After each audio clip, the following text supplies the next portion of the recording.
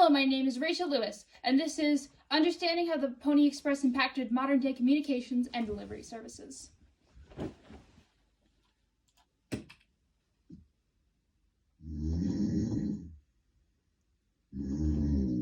Grandpa, the internet is down again and I need to send an email before my in-person learning day on Friday. Jumpin' Jehoshaphat! That's my great-grandson, Aiden. He and his sister Zoe are visiting my daughter, their grandmother Jenny, today.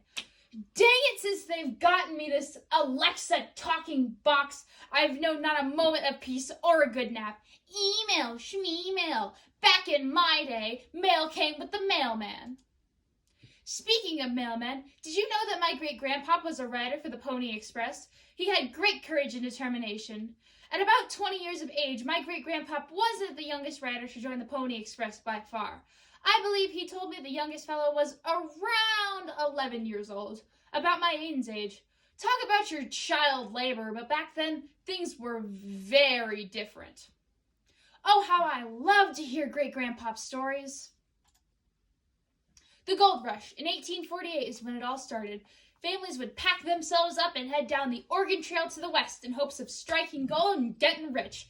And eventually, the population boom resulted in new demands for houses, stores, and most importantly, a way for people to communicate with the people back east. Because steam clipper ships and stagecoaches were just too slow, the Pony Express was created in 1860.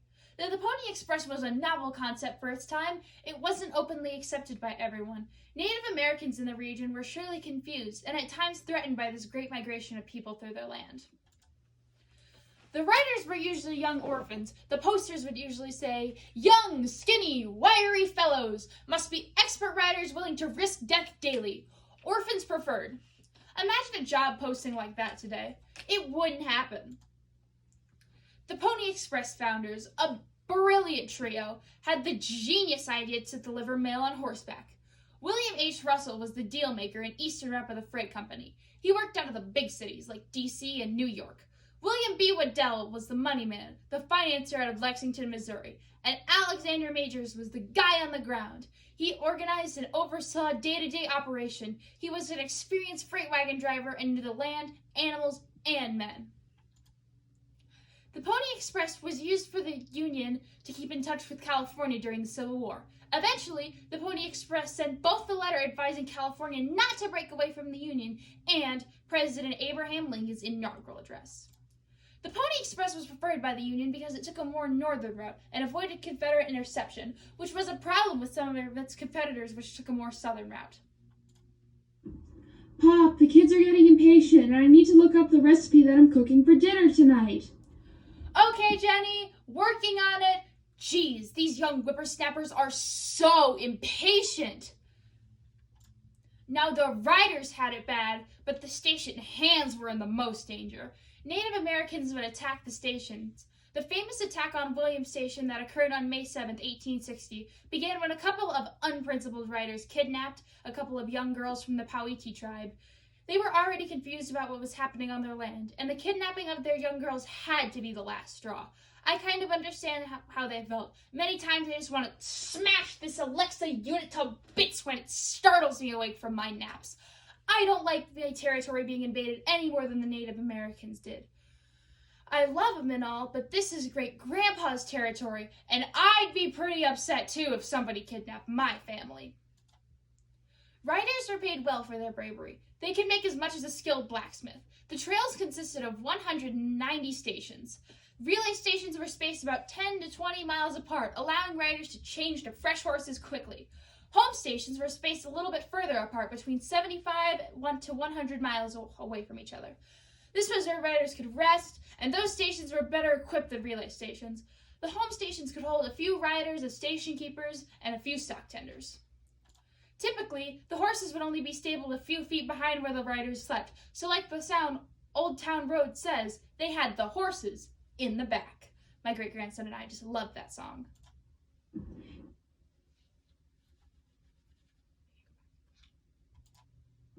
Great Grandpa, Zoe and I want to play Animal Crossing, and I still need to send that email. What's taking so long? Hold your horses, Sonny! I'm old and can't move as fast as I used to. Speaking of horses, the horses used by the Pony Express were fast and strong. The Pony Express riders made sure not to weigh the horses down, so unlike many of the pictures you'll see, they didn't really carry a pistol or anything heavy like that, unless they were traveling at night or through more dangerous territory. Even most of the letters were written on a thin tissue paper and carried in a small leather pockets on a leather flap called the mochila. The mochila had 4 small pockets holding no more than 5 pounds each. 3 of the 4 pockets were locked so the riders couldn't snoop around in the mail.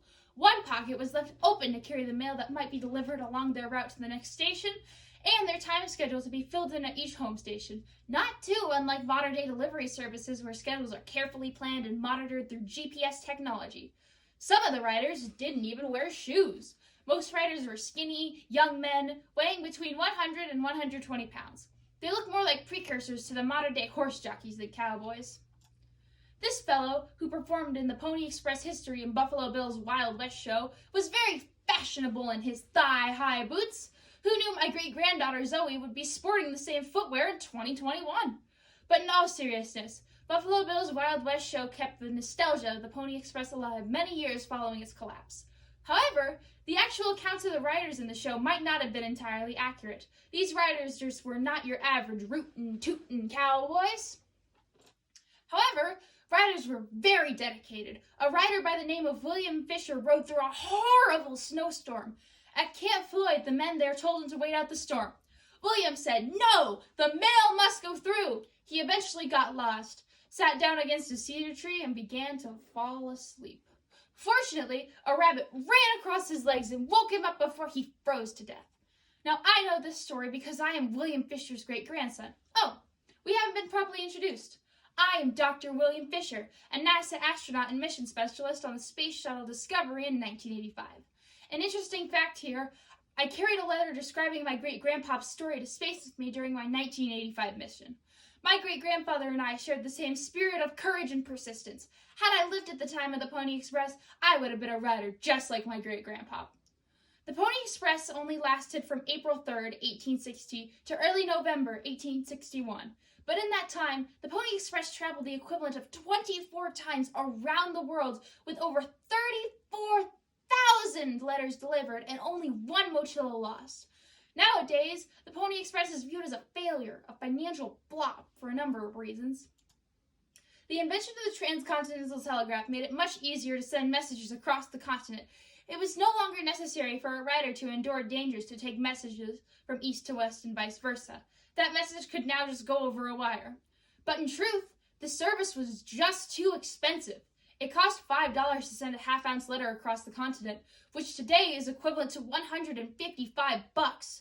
They tried to reduce this cost to $1, but it was still too expensive for the common use. It was only really utilized by the very rich or to send news from east to west.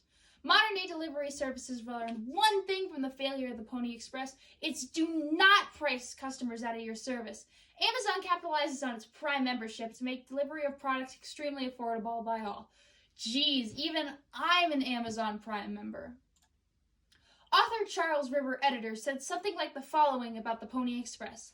The Pony Express was like a circus act that delighted America, but the audience forgot to pay at the gate. Still, the Pony Express is one of the most memorable institutions in the history of communication, filling an urgent need of its time. Even an old guy like me can see that the modern technology that these kids have today with their Amazon delivery vans, convenient sorting warehouses, and carefully scheduled routes is modeled after the 1860 Pony Express. Uh-oh, I hear them coming down the first flight of stairs now. I better go check that cable connection.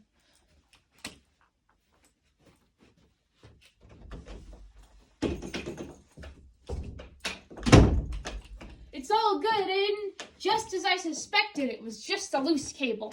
But now that I'm down here, I would love to tell you some stories that my great-grandpa used to tell me.